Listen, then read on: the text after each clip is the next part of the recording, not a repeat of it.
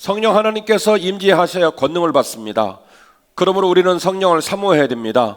성령님이 권능이 우리에게 임하실 줄 믿습니다. 그 성령님이 주도해 주시고 그 성령님께서 우리를 조력해 주셔서 믿음의 길을 완주하게 하실 줄 믿으시기를 바랍니다. 아멘이시죠? 자, 우리가 그 사실을 깨닫고 우리가 그 마음 가운데 그런 소원을 두었습니다. 그리고 우리는 그 일들이 우리의 일상의 삶 속에서 이루어지기를 원하고 한 번으로 끝나지 않고 계속해서 이루어지고 계속해서 우리를 이끌어 가시기를 간절히 소원하는 줄로 믿습니다. 우리가 그 소원을 마음에 담아내려면 그러면 우리의 삶 가운데서 그게 일정하게 반복이 돼야 되거든요. 그 일정하게 반복이 되는 장소가 중요합니다. 그 장이 중요한데 그 장이 어디냐면 바로 예배의 장인 줄 믿으시기를 바랍니다. 예배학에서 예배함에 대한 행위, 그 행위의 아주 중요한 의미를 두 가지의 기둥으로 설명을 하는데 하나의 기둥은 성찬의 기둥입니다. 뭐라고요? 성찬. 예수 그리스도께서 우리의 죄를 위하여 십자가를 지시고 고난당하시고 죽기까지 순종하셔서 당신의 몸과 당신의 피를 우리에게 나누어 주신 성찬의 기둥. 이게 성찬의 기둥이고요. 두 번째 기둥은 말씀의 기둥입니다. 뭐라고요?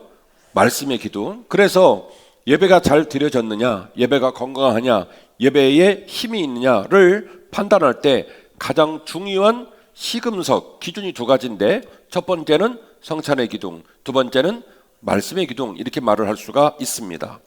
말씀이 중요하다는 말에 대하여 누가 반대를 하겠어요?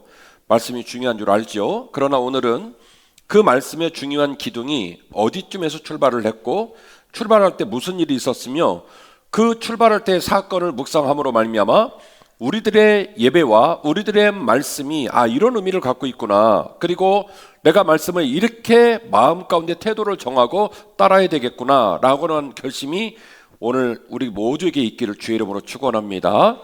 그렇게 되면 성령 하나님을 사모하고 성령님이 임재하시고 성령님이 이끌어 가시는 삶이 실제로 우리의 삶에 선포가 되고 간증이 될 줄 믿습니다. 첫 번째 함께 나누실 말씀은 성전과 성벽 사이에 등장한 새로운 신앙의 전통이에요. 그 전통이 바로 이제 신학적으로는 전승이라는 표현을 씁니다만은 제가 묘한 장소를 여러분에게 소개해요. 한쪽은 성전, 한쪽은 성벽. 그러면 성전하고 성벽 사이에는 그 장소가 애매하겠어요? 애매하겠어요? 애매하죠. 왜냐하면 성전도 아니고 성전 밖이긴 한데 성벽 밖도 아니고 한쪽은 성전, 한쪽은 성벽, 그 사이에 어떤 장소를 얘기하는 거예요. 성전과 성벽 사이에 등장한 새로운 신앙 전통, 그게 바로 뭐냐면 말씀 전승이었다라는 얘기예요. 자, 오늘 본문의 말씀을 조금 설명을 하려고 합니다. 이스라엘이 BC 930년경에 북이스라엘과 남유다로 갈라지고 북이스라엘은 BC 721년, 남유다는 BC 587년에 각각 망합니다. 그리고 이제 포로 생활이 시작이 되어지죠. 70년의 포로 생활을 마치고 제1차, 제2차, 제3차 포로 귀환을 하게 됩니다. 제1차 포로 귀환이 스룹바벨과 함께하는 백성들, 제2차 포로 귀환이 에스라와 함께한 백성들, 제3차 포로 귀환이 느헤미야와 함께한 백성들이 포로 귀환을 하게 되어지죠.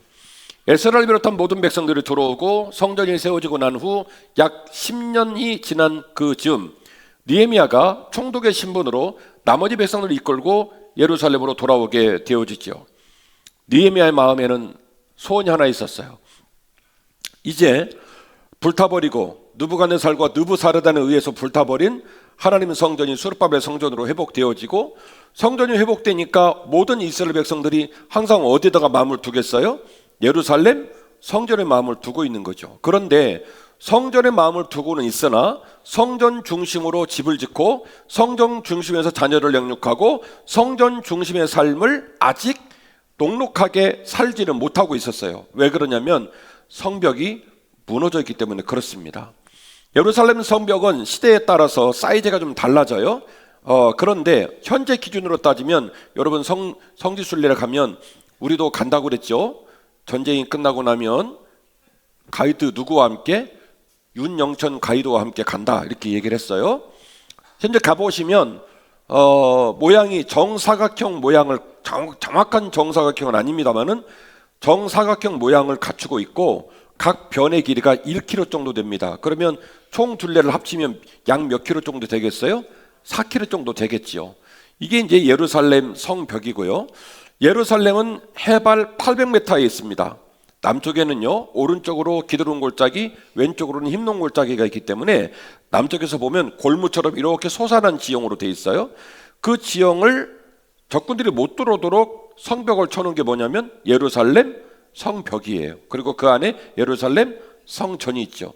자, 성전은 회복됐는데 지금 뭐가 없다?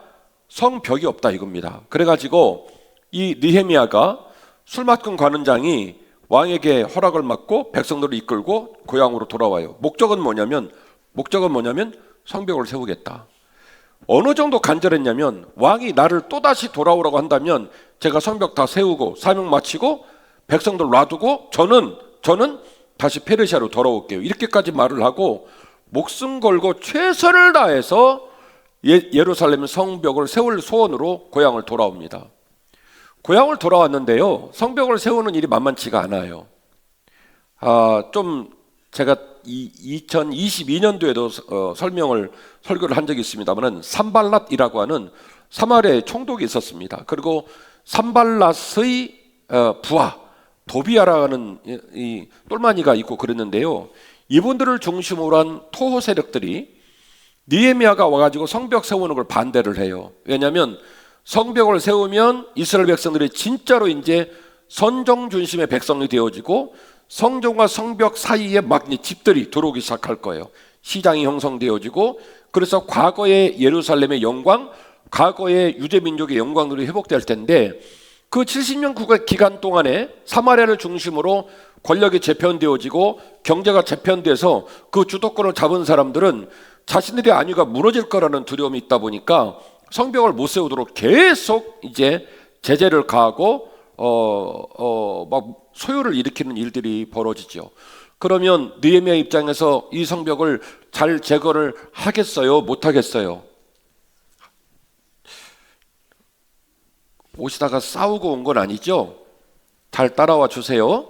성벽을 세우는 일이 쉽지 않겠죠. 그런데 성벽을 느헤미야가 며칠 만에 완공을 하냐면 단 52일 만에 완공을 합니다. 한 명 놀라줘서 고맙습니다. 지금 가보시면요, 골든 게이트라고 하는 예루살렘 성전이 동쪽을 향하고 있거든요. 동쪽으로 쭉 나가면 거기에 큰 문이 있어요. 거기를 골든 게이트 또는 뭐 수산 게이트 이렇게 얘기를 하는데, 지금은 이게 이제 결계가 채 있어서 들어갈 수가 없어요. 그런데 그 밑에를 보면요, 기드론 골짜기까지 그냥 수직 직벽입니다. 남쪽 흰눈 골짜기 쪽도 마찬가지고요. 그런 곳에다가 성벽을 짓는다 쉽지 않아요. 그런데 느헤미야가 밤에 후레쉬를 들고 비서들을 데리고 돌아다니면서 완파된 문, 반파된 문, 높은 곳에 있는 성벽, 낮은 곳의 성벽 전부 조사를 해가지고요, 팀을 몇 개 팀으로 나누냐면 40개 팀으로 나눕니다.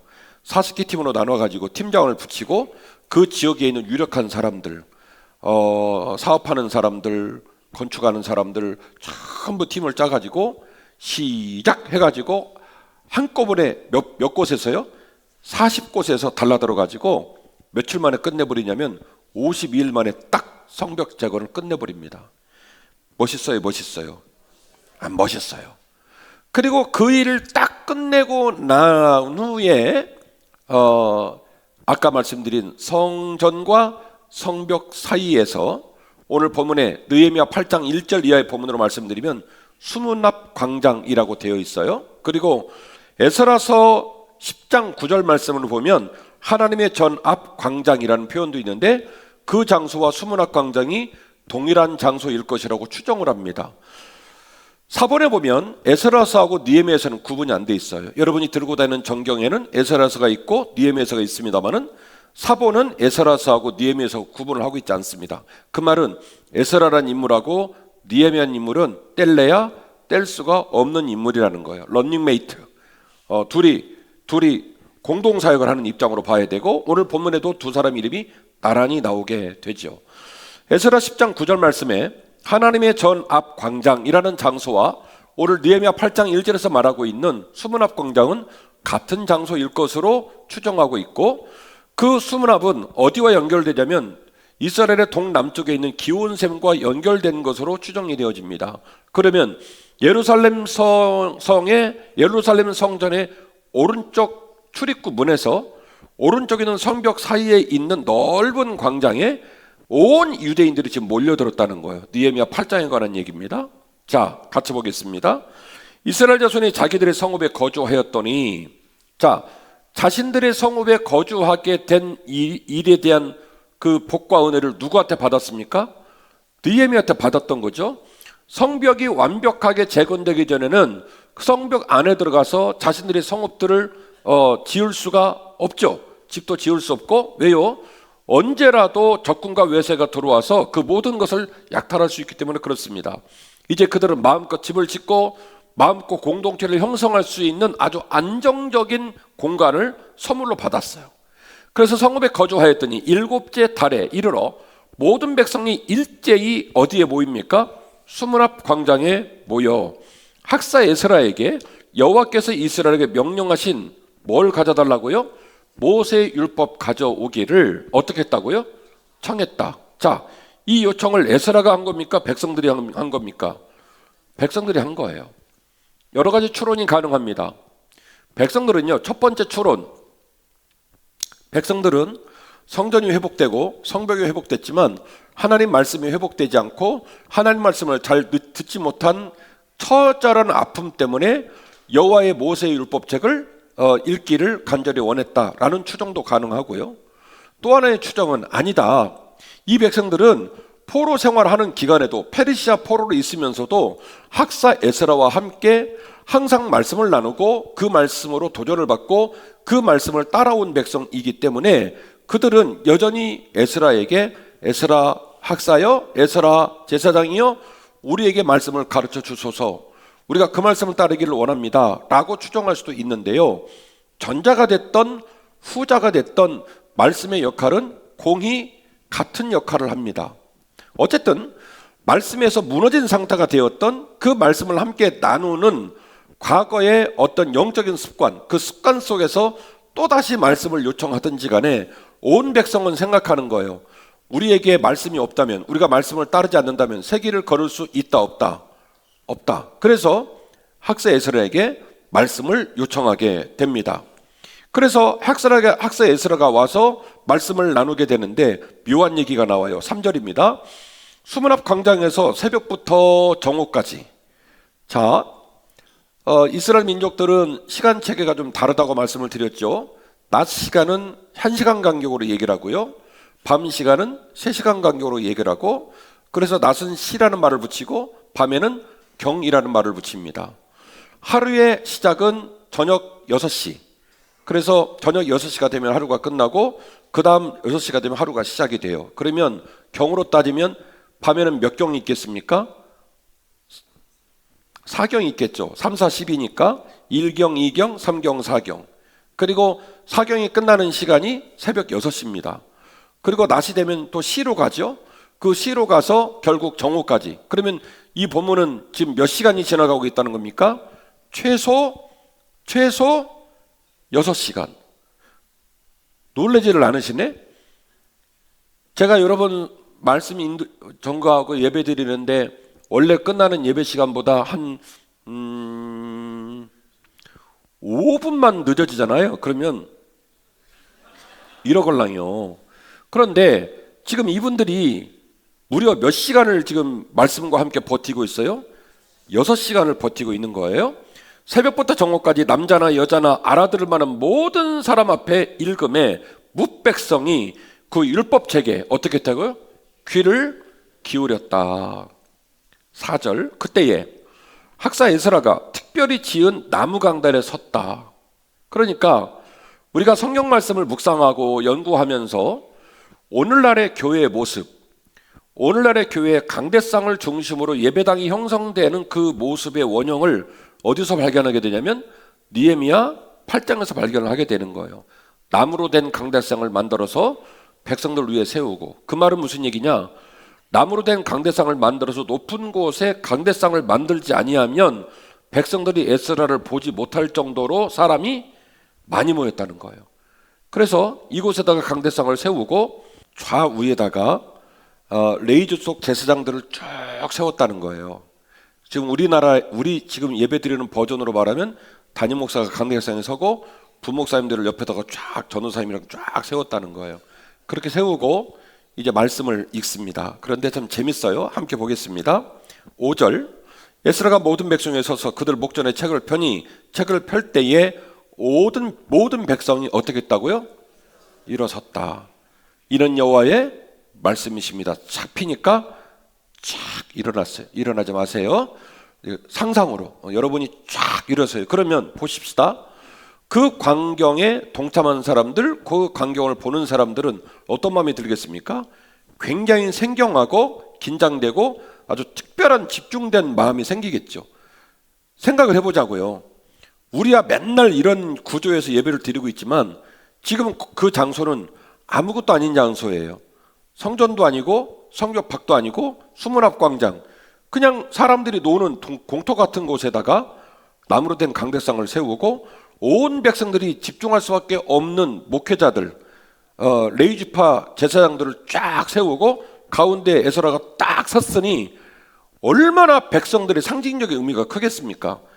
아주 그냥 살아있는 사람은 다 모인 거예요. 다 모인 곳에서 에스라가 말씀을 쫙 핍니다. 이는 여호와의 말씀입니다. 그러니까 어떻게 했다고요? 백성들이 쫙 일어섰다는 얘기예요. 에스라가 위대하신 하나님이 여호와를 송축하매 모든 백성이 손을 들고 아멘 아멘 하고 응답하고 몸을 굽혀 얼굴을 땅에 대고 여호와를 경배하니라. 자, 오늘 본문의 말씀의 맥을 보면 말씀을 쓰는 용도가 두 가지라는 걸 알 수 있어요. 앞쪽에 있는 말씀은요, 하나님의 성호를 높이는 말씀이에요. 그래서 하나님의 성호를 높이는 말씀을 딱 선포하니까 백성들이 그 말을 어떻게 했다고요? 아멘, 아멘 하고 몸을 굽혔다는 거예요. 우리 예배 순서 보면 우리 선임 부목사님이신 박보영 목사님이 성부, 성자, 성령 하나님 이 예배에 임재하여 주옵소서라고 하는 임재의 기도를 마치고, 그 기도를 마치고 나면 모든 우리 예배 드리는 사람이 자리에서 일어서셔서, 다리 저려서 일어서는 거 아니에요. 일어서는 이유는 뭐냐면 임재하신 하나님을 맞이하는 행위예요. 그러니까 이 행위가 지금, 이 행위의 원형이 어디서 오는 거냐면 느헤미야 8장에서 오는 거예요. 온 백성이 일어서서, 그리고 다 함께 찬양을, 오늘은 29장을 부르셨잖아요. 그 밑에 보시면 경배와 찬양 이렇게 되어 있습니다. 600여 장 중에 약 한 50장 안쪽에 있는, 오직 그 찬양의 가사들은요, 인간적인 이야기들, 우리의 삶 가운데 은혜를 나누는 이야기, 신앙간적은 없어요. 그 찬양은 뭐밖에 없냐면 오직 여호와를 향한 송축, 찬양과 경배만 있어요. 이 구간만을 예배의 초입에 부르는 거예요. 지금 제가 오늘 설교도 하고 예배 순서를 소개도 하고 있는 중입니다. 임예기도를 드리고, 그리고 나서 다 함께 일어나셔서, 그리고 어디를 불러요? 앞쪽에 있는 경배와 찬양으로 된 구간만을 부릅니다. 그게 뭐냐면 느헤미야서 8장의 역할을 그대로 재현하는 거예요. 말씀을 나눠주는데 용도가 두 가지 용도입니다. 첫 번째 용도는 하나님의 성호를 높이는 용도로 선포되어지고, 이제 두 번째 용도는 백성들에게 말씀을 가르치는 용도로 오늘 말씀이 전개가 되거든요. 이는 여호와의 말씀입니다 라고 하고, 그 말씀을 통하여 에스라가 하나님의 성호를 높이니까 모든 백성이 아멘 아멘 하고 얼굴을 땅에 대고 여호와께 경배하였더라. 그 일이 일어나고 난 후 다시 이제 에스라는 여호와의 말씀을 계속해서 읽어주고 강독하면서 이스라엘 백성들에게 그 말씀을 가르칩니다. 자, 저 봐주세요. 성막시대 이후 성전시대, 그리고 성막과 성전을 지나가면서 성막과 성전 안에 가장 중요한 것은 모세의 십계가 들어가고, 그 십계를 통해 움직이는 모세 오경은 유대 민족들의 신앙, 유대 민족이 하나님을 섬기는 데 있어서 매우 중요한 문서입니다. 그래서 이 문서를 항상 들고 다니고 외우고 그러는 집단들이 있었죠. 서기관, 바리새인, 율법사 이런 집단들이 있었는데 문제는 뭐냐면 일반 신자들, 일반 유대 백성들에게 이 말씀을 막 가르쳐주고 해석하고 그러는 일은 사실은 매우 생경한 일입니다. 읽을 수는 있으나 누가 대신 읽어주고 듣는 모습들이었고 들어도 내용을 알기가 어려운 내용이었는데 이 제사 중심인 이 유대 민족들의 이 말씀을 향한 태도는 그걸 막 풀어주고 가르쳐주고 그러는 것에 대하여 별로 힘을 쓰지 않았어요. 그리고 백성들도 그걸 별로 중요하게 생각하지 않았어요. 사실은 뭐가 중요하냐면 제사가 중요하고 제물 드리는 일이 중요하고 이 모든 일들을 대행하고 있는 레위인, 제사장, 대제사장 이 그룹들의 역할이 매우 중요한 거예요. 매우 종교적이고 매우 관행적인 모습이 말라기까지 이어져가는 흐름들이 있단 말이에요. 그런데 느헤미야 8장은요 이런 맥락 가운데서 아주 새로운 형태의 생경스러운 운동이 일어나고 있다는 것을 알 수 있습니다. 에스라가 말씀을 읽어주고 강독하고 그 강독한 말씀을 들고 우리로 말하면 부목사님, 전도사님들이 복도로 쫙 들어가 가지고 그 말씀을 들려주고 그 말씀을 알아듣는지 물어보고 그리고 그들이 궁금해하는 것들을 다 일일이 가르쳐 줬다는 거예요. 그러니까 6시간 걸렸겠어요? 6시간 걸리죠. 그렇게 풍성하게 말씀이 선포되고 그렇게 풍성하게 말씀을 나누는 일을 백성들이 즐거이 감당했다 이 얘기입니다. 8장 8절인데요. 하나님의 율법을 색을 낭독하고 그 뜻을 해석하여 백성들에게 그 낭독하는 것을 다 깨닫게 하니 백성이 율법의 말씀을 듣고 다 우는지라. 어떻게 했다고요? 다 우는지라. 자, 나는 말씀을 읽거나 말씀을 듣다가 울어본 적이 있다. 아니죠. 한국말로 했잖아요. 영어로 해요? 큰일 났네. 나는 말씀을 읽거나 말씀을 듣다가 울어본 적이 있다. 아유 감사해요. 위로가 되네. 내렸어요. 감사해요.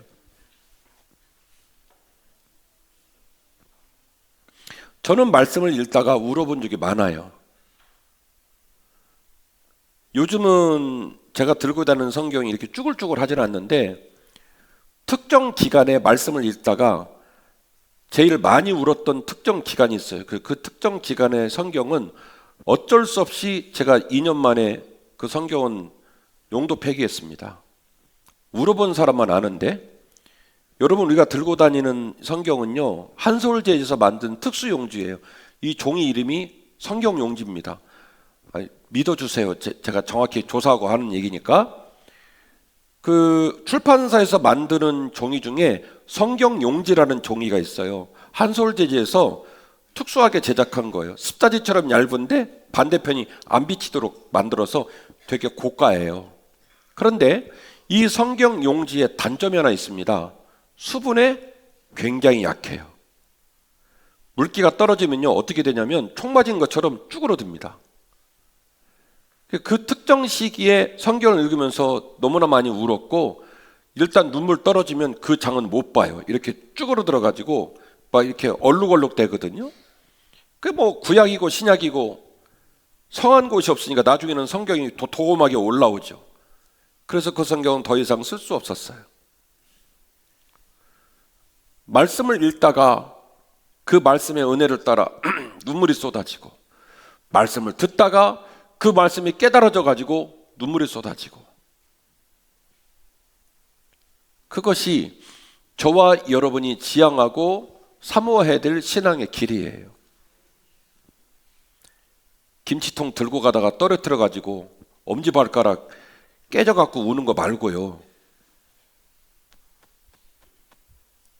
여호와의 말씀을 읽고 여호와의 말씀을 듣다가 그 말씀이 너무 은혜가 돼서 우리 두 눈에 눈물이 송글송글 맺히는 체험이 우리 모두에게 있어야 한다는 거예요. 그래야 그 목사도 살고 그래야 그 성도도 사는 겁니다. 아멘이시죠? 모든 백성이 그 말씀을 듣고 울기 시작한 거예요. 총독 느헤미야와 제사장 겸 학사 에스라와 백성을 가르치는 레위 사람들이 레위 사람들이 모든 백성에게 이르기를 오늘은 너희 하나님 여호와의 성일이니 슬퍼하지 말며 울지도 말아라. 방송국들 바로바로 잘 따라와 주세요. 오늘은 여호와의 성일이니 슬퍼하지도 말 것이며 울지도 말아라. 이어집니다. 느헤미야가 또 그들에게 말합니다. 너희는 가서 살진 것을 먹고 단 것을 마시되 준비하지 못한 자들에게는 나누어 주라. 이날은 주의 성일이니 근심하지 말라. 여호와로 인하여 기뻐하는 것이 너희의 힘이니라. 할렐루야. 정말 그림 같지 않아요? 그 장소는 수문학 광장은 아무런 의미가 없는 장소였습니다. 성전도 아닙니다.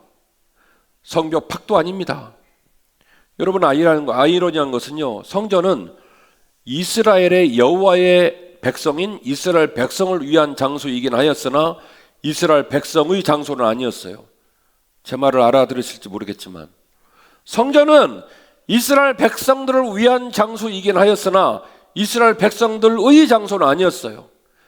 최소한 레위인, 제사장, 대제사장이어야 그 성전을 마음대로 들고 나면서 섬기지 온 백성이 들어가서 점유하고 쓰는 공간은 아니었단 말이에요. 그래서 성전은 이스라엘 백성들을 위한 장소이긴 하였으나 이스라엘 백성들에 의한 장소는 아니었는데, 너무나 놀라운 것은 그 성전과 성벽 사이에 수문학 광장에 모인 수많은 사람이 모이고 강대상을 만들고 하나님 말씀이 선포되고 그 말씀을 묵상하고 그 말씀을 가르치고 그 말씀에 반응하여 눈물이 터지는 그 장소가 되니 그 장소가 여호와 하나님이 임재하시는 거룩하고 행복한 땅이 되었다는 거예요. 에스라가 말합니다. 더 이상 울지 말아라. 오늘은 거룩한 날이다. 그리고 오늘은 여호와 하나님께서 우리의 심령을 치유한 날이고 여호와 하나님께서 오늘 우리에게 생명과 소망을 주신 날이니 기뻐하고 울지 말아라. 집에 돌아가서 투뿔 이상의 소고기를 사다가 한우로 사다가 구워 먹어라. 아구찜도 시켜라. 족발도 시켜가지고 먹어라. 그리고 그렇게 풍족하게 먹고 기뻐할지니 혹 너희 중에 준비하지 못한 자가 있고 그걸 준비할 수 없는 상황에 놓인 이웃이 있거든. 너희들 혼자 먹지 말고 그 들고 있는 거 가서 그들과 함께 나누어라. 어떻게 된 거죠?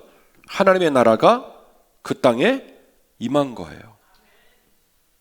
말씀이 가슴에 가득 차고 그 말씀에 기쁨이 넘치고 그 말씀을 따라 집에 돌아가서 남편과 아내가 화해하고 부모와 자녀들이 믿음으로 회복되고, 제가 지금 너무 마음이 좋은 게 우리 학생부가 오늘 교육기관 마지막 수련회로 지금 한민영 목사님이 얼마나 열심히 하는지, 원래 우리가 수련회는 2박 3일 하거든요. 근데 최초로 3박 4일을 해서 지금 애들 얼굴이 누렇게 떴어요 지금.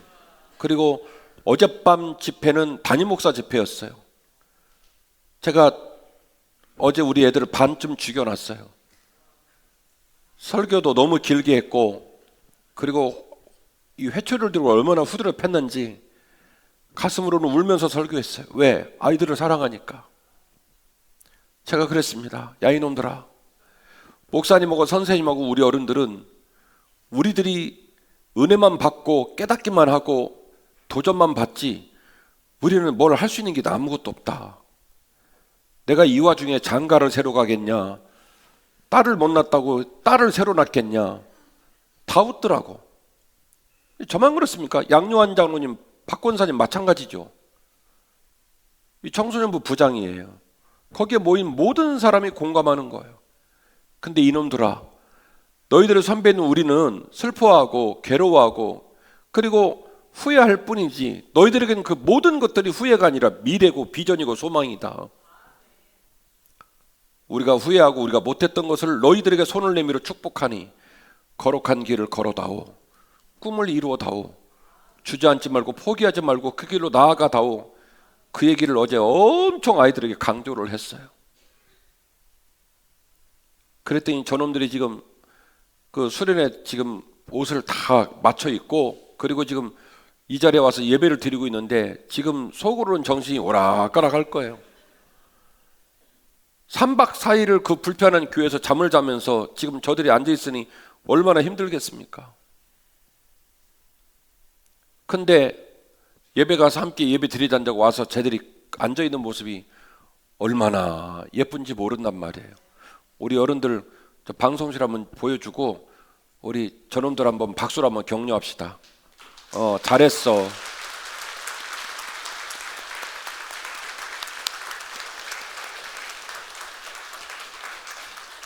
예. 이것이 말씀의 힘이에요. 피곤하죠. 불편하죠.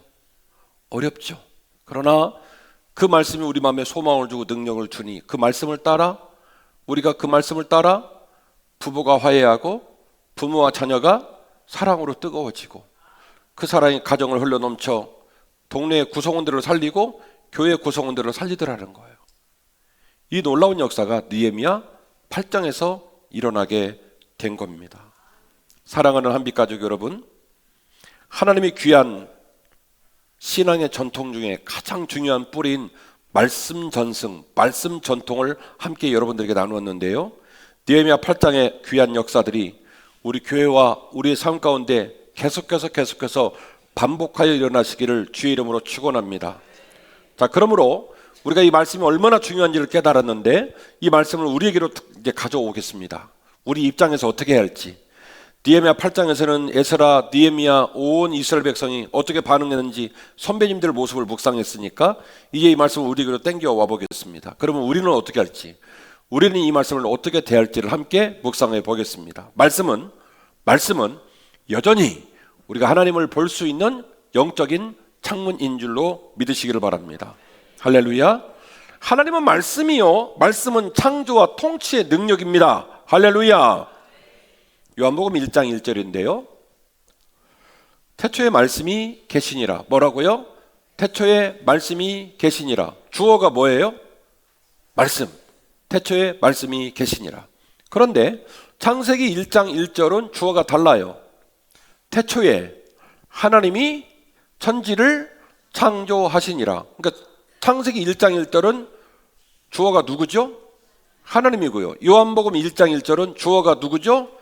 말씀이고요. 그러면 우리가 섬기는 신이 두 분이든지 아니면 우리가 섬기는 신이 한 분이라면 어떤 해석이 가능하냐면 하나님 니꼬르, 말씀 니꼬르, 하나님, 이 도식이 형성이 되는 거예요.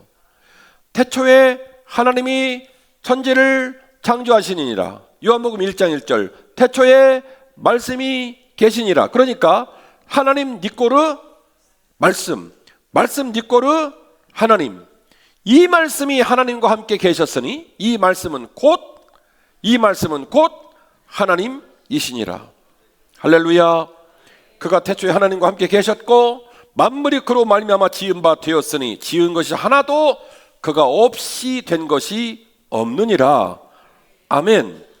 신학적으로는 삼위일체 하나님을 비롯한 조직신학적인 연구 방법에 대한 깊이 있는 해석들이 많이 존재하지만 우리 성도들 버전으로 말씀을 드린다면 말씀은 곧 하나님이시고 하나님은 곧 말씀이라 이렇게 설명을 할 수가 있어요. 여러분, 천지 창조를 생각해 보십시다. 하나님께서 천지를 창조하실 때 어떻게 만드셨을까요? 포크레인 5대를 불러서 만드셨어요. 어떻게 만드셨죠? 하나님의 천지를 말씀으로 창조하셨어요. 궁창을 나누고 낮과 밤을 나누고 말씀으로 계속 천지를 창조하셨어요. 그래서 말씀에는 하나님의 생각이 들어있고 말씀에는 하나님의 의도가 들어있고 말씀에는 하나님의 계획이 들어있는 거예요. 아멘이시죠? 하나님께서 천지를 창조하실 때 하나님의 생각과 하나님의 의도와 하나님의 계획으로 완벽하게 창조를 하셨기 때문에 순서가 질서정연했고요. 그 순서가 한 번 한 번 끝날 때마다 하나님은 그 끝나는 중간중간에 이런 말을 하셨습니다. 보시기에 좋았더라. 보시기에 좋았더라. 이렇게 하다가 중간쯤에 에이 망했다. 이런 문장 나와요, 안 나와요? 안 나와요. 차분차분 일이 진행될 때마다 하나님 말합니다. 보시기에 좋았더라. 이 말은 무슨 얘기예요? 말씀에는요, 하나님의 생각이 들어있고, 말씀에는 하나님의 비전이 들어있고, 말씀에는 하나님의 스케줄이 들어있다는 얘기예요. 그래서 하나님의 생각과 하나님의 능력이 무엇을 통해 선포됩니까? 말씀을 통해 선포된다는 얘기예요. 그런데 문제는 제가 요한복음 1장 1절을 여러분에게 소개한 이유는 이 말씀의 용도가 천지를 창조하는 용도로 끝난 게 아니라는 거예요.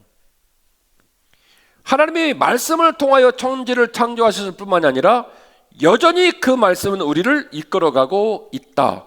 요한복음 1장 1절의 말씀입니다. 태초에 말씀이 계시니라. 이 말씀이 하나님과 함께 계셨고 말씀은 곧 하나님이시다 라고 선포하는 거예요. 요한 기자는 이미 AD 90년경에 이 책을 썼습니다. 독자들에게 선포하는 겁니다.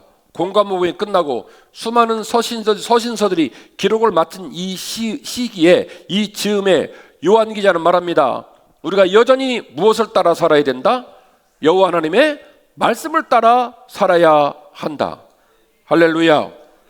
그러므로 저와 여러분이 말씀을 사모하고 말씀을 따라 삶으로 말미암아 성령님을 선물로 받고 성령님이 이끌어 가시고 성령님이 우리를 도우시고 그래서 생의 마지막 순간 참 잘 살았다, 보람이 있었다, 하나님이 기뻐하시는 삶을 살았다 라고 고백할 수 있는 아름다운 고백들이 저와 여러분의 입술에서 터져 나오게 될 줄 믿으시기를 바랍니다.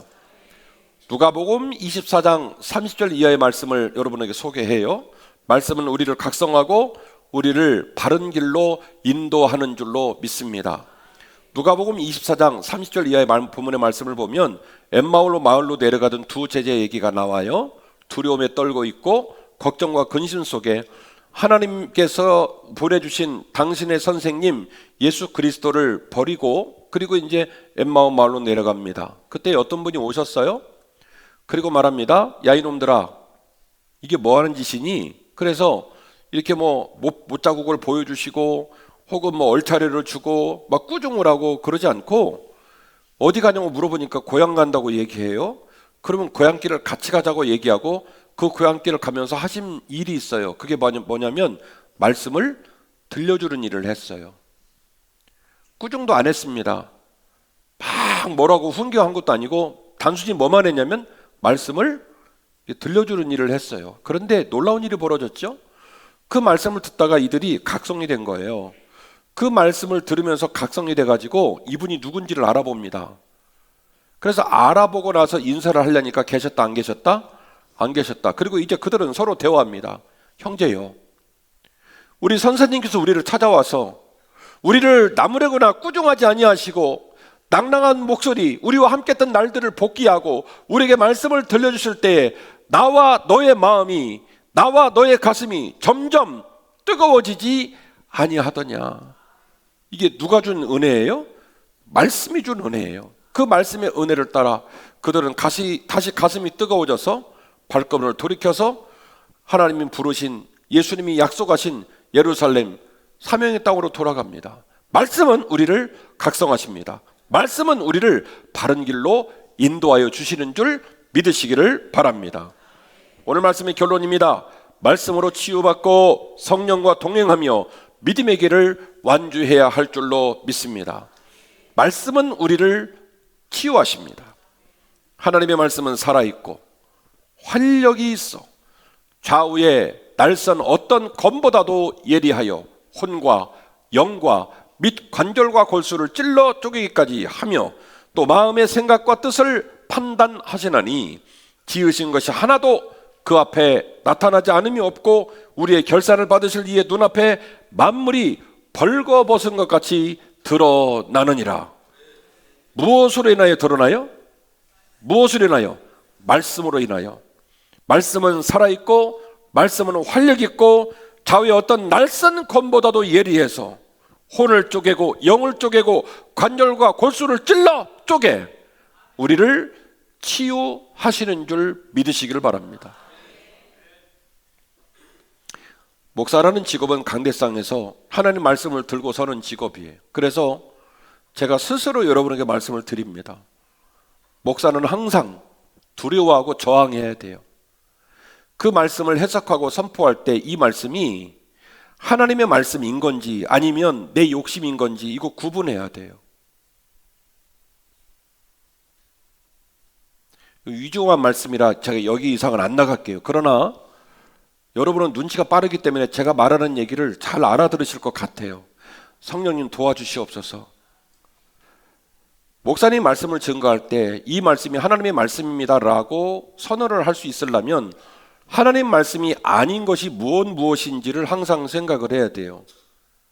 그러지 않고 내 생각에 다 하나님의 말씀이라는 생각을 하는 순간 그 목사는 대단히 교만하고 제가 볼 때는 영적인 분별력을 잃어버린 겁니다.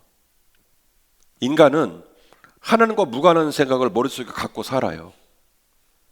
백성의 지도자가 되거나 교회의 지도자가 되면 당신의 생각과 당신의 뜻이 곧 하나님의 뜻이라고 착각하고 그렇게 말하고 싶은 욕심이 자꾸 생겨요. 그렇기 때문에 제가 생각하는 목사는 항상 하나님의 뜻과 하나님의 말씀과 자신의 생각을 분별하고 그리고 그 분별의 지점에서 끊임없이 저항하고 괴로워하는 모습으로 살아야 한다고 저는 믿어요. 목사님이 그런 태도로 말씀을 증거하고 그런 두려움으로 강대상에 서잖아요.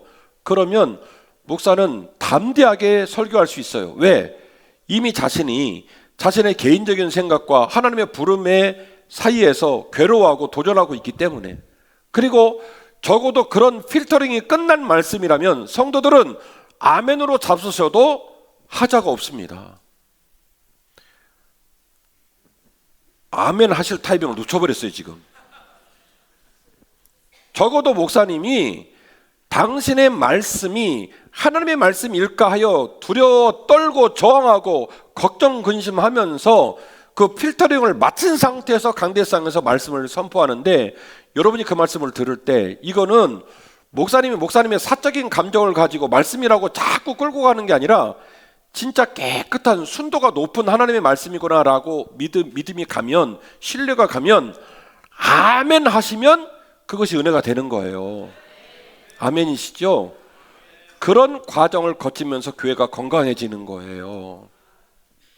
사랑하는 한빛가족 여러분, 목사도 성도도 제일 집중하고 제일 사랑하고 제일 신나는 방법은 목사의 개인적인 권위에 복종하는 게 아니라 여호와의 말씀에 복종하는 거예요.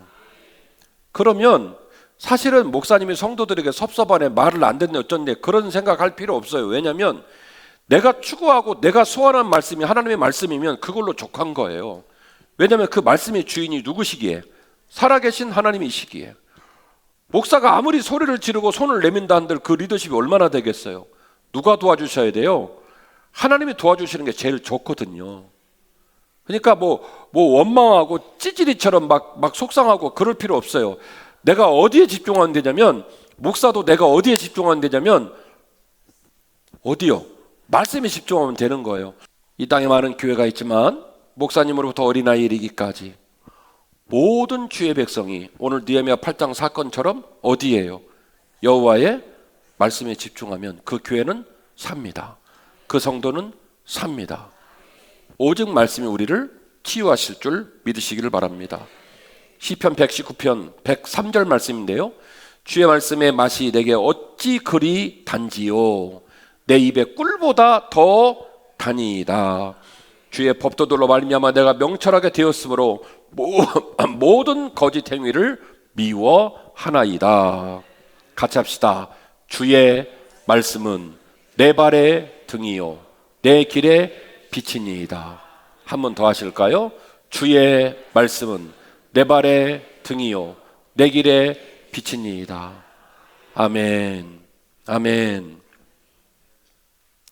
제가 젊었을 때 수련회를 가면 산으로 다녔거든요.